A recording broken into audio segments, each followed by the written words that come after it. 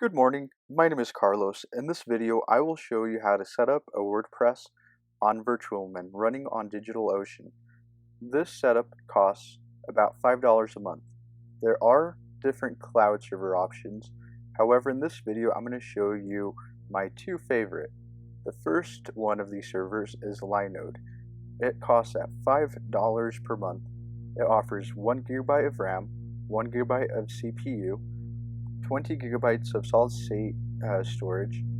1 terabyte transfer, 40 gigabytes network in, 100 megabytes network out. Another one of these cloud servers is DigitalOcean, and at $5 it offers 512 megabytes of memory, 1 core processor, 20 gigabytes of solid state disk, and 1 terabyte transfer. Although both options have both pros and cons, in my setup I will be using DigitalOcean. They offer great resources and their interface is simpler. So I'm going to go ahead and create an account. I'm going to go ahead and retrieve that email they sent to me. I'm going to go ahead and enter my billing information. I'm going to skip this part of the video, and I'm going to use PayPal, and we're ready to go. For their cloud server, they allow you to create droplets. They call each of their servers a droplet, so I'm going to go ahead and create one. Now with your images, you're going to want to create a Ubuntu running 32-bit processor, and it should be 16.04. That version should work on VirtualMin. I'm going to choose San Francisco since it's closer to me. Now here I'm going to enable IPv6 for future. I'm going to allow it to back up. Here you're going to want to enable SSH keys. For this video I will not go over it, however I do recommend it. Now I'm going to create it. Now the second part I want to do is add a domain. So we're going to go ahead and we're going to type in your domain you want to use for the account. For me it's going to be vergecode.com. Now as you can see, the DNS records have been created. However, not all of them are on. As you can see, the A record has been added. However, it's only pointing to the domain, not any subdomains, which includes www. nor IPv6, so I'm going to go ahead and fix that. First, I'm going to add into the host name the subdomain www. And I'm going to go ahead and select the droplet and create. I'm going to do the same thing with the AAA records, and in this part I'm going to do a @ for the host name, select my droplet, and now the subdomain of www. And now for IPv6 and IPv4, these records should point right to your droplet. Okay, so now I'm going to go ahead and change the DNS records of my domain's host so they point to DigitalOcean. I am using Google Domains for my domains, so I'm going to go ahead and just change those records for vergecode.com. I'm going to be using DigitalOcean's DNS servers.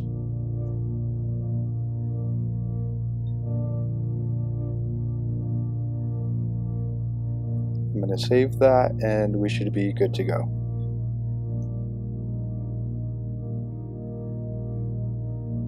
So your droplet should be set up, and once you click it, it should show up a screen similar to this. However, I'm going to go ahead and open terminal. We're going to do a ping test and we're going to see if our domain is up and ready to go.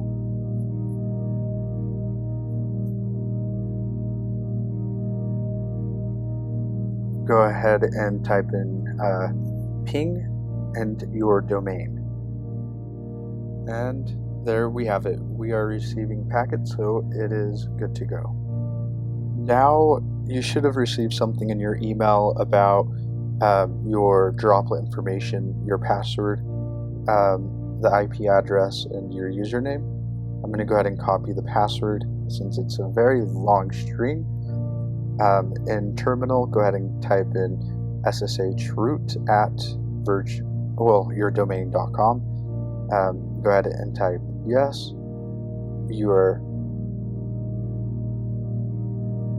You do want to continue, and I'm going to paste in that password, and there we go. We are inside the droplet. I'm going to paste in the old password, and I'm going to type in a new password. Now make sure your password is really complex if you did not use SSH keys in case somebody hacks your server. Now if you did decide to use the SSH keys, then you shouldn't be creating a password, and it should be more secure since the password's already on your computer saved. Now we're going to go ahead and set the host name of your droplet by typing in hostname ctl space set dash hostname, and in a parenthesis your subdomain for the server. Now we're going to want to type in hostname space dash capital F space slash etc slash hostname. Now we're going to go ahead and edit the hosts using our favorite editor named Nano. Now you're going to want to find the IP address of the server, and you're going to want to go back, find the server's IP, and that should be in the email. I'm going to copy and paste that. Copy, and then I'm going to paste it. Also, I deleted everything after those IP addresses. For the first IP address, I'm going to go ahead and type in cloud.virgcode.com space cloud. The second one is going to be localhost, and the third one is going to be virgcode. Now I'm going to go ahead and close and save, and I'm going to go ahead and open that file again, and I'm just going to make sure that everything is saved as it should be. Now the next thing is I'm going to make sure that the time is correct on my server and it reflects my local time. I'm going to go ahead and open dpkg-re configure space tz data. For my time zone, I live in the US and I live in Utah, which should be mountain time or something along those lines. So as you can see, the time actually is reflecting the time on my computer, so it seems that we have the correct time. Here it is 1:23 a.m. and the time on here is 1:22. Here I tried to install failed to ban, however I had an error, and this is due to my system not being rebooted. Now I'm going to go ahead and update my packages, and I do have a nifty copy and paste code that does it all. I will put that in the descriptions.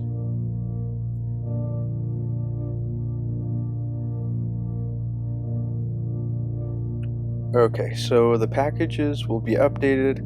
I'm going to go ahead and reboot the system. Fail to ban is similar to a firewall, and if it has multiple logins, it will ban a certain IP.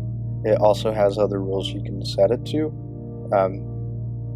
So here I'm just trying to SSH into my account a few times, and now it is done rebooted.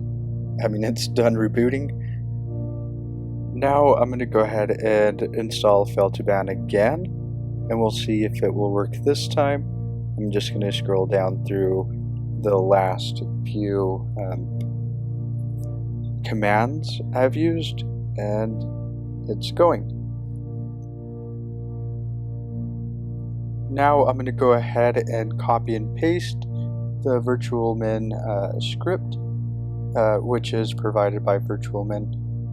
This script will install directly to your root directory. And of course, this script is going to be in the description below the video. Now, this is now asking if the system which are listed right here are the ones that you are using, and we are using the Ubuntu, and that's a 16.04 LTS. I hit yes. Okay, my friends, now it's time for you to go for a walk or get some coffee. This is going to take about 5 to 15 minutes. We will see you then.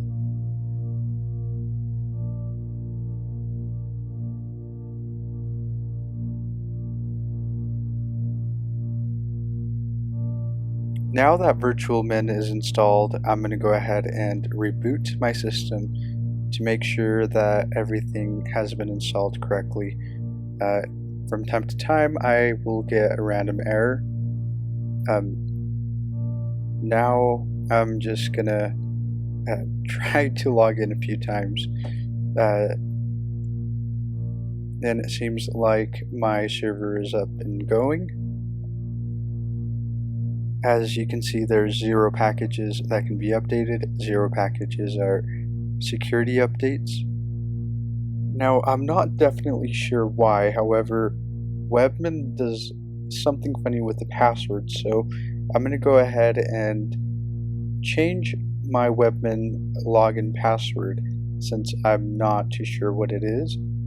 I'm going to change it to something simple just for this tutorial, but I recommend something very difficult. For this example, it's password 1, and it's set. And now I'm just going to open a new tab, and I'm going to take a look at my website, vergeco.com, and we should have the default Apache page.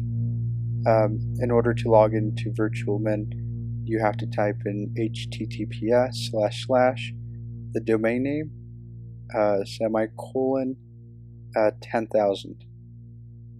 Most likely you will receive a certificate error. Go ahead and trust. Later on the series, I will show you how to get certificates for your website through free SSL. It being about 1 in the morning, I may have forgotten my password, but not to worry because it's pretty easy, and yep, password 1. Now in the post installation wizard, go ahead and read everything. However, for my settings, I'm gonna pretty much leave everything in default. For the libraries and email lookup server, I really am not gonna need those. I'm gonna hit next. For the run ClamAV server, I'm not running email, so next. Same thing with Spam Assassin. I do want MySQL, but not the post GRE SQL. Of course, my passwords are simple. I'm going to be using password 1 for MySQL password. I don't recommend that, or password 2. I'm leaving the database size at medium. And for the name servers, you can try your own subdomain. However, for me, I have not had good chances getting it to work, so I'm just going to use the default of the Digital Ocean or Cloud Ocean 1 in the morning once again. And let me delete that. I'm going to go ahead and paste that and edit it. And hit next. Always store hash passwords. And it looks like we're complete. Now, this is up to you on switching the themes. It will make your server a lot slower. However, for this tutorial, I will use it since it has a better user interface. Now, if you got the error file not found, try to refresh and it should start working. As I mentioned, it may make your server a little bit slower. If you like this video, subscribe and like. If you want more videos like this, do comment below. If you have any questions or things that are unclear, do comment. Now, congratulations, you have successfully created a VirtualMin server, and do watch the second part. The whole goal of the series is to set up WordPress on VirtualMin, and after taking a look at VirtualMin, it seems like it has brought a lot of good updates, and it is a little bit simpler to set up. Thanks for watching, and see you next video.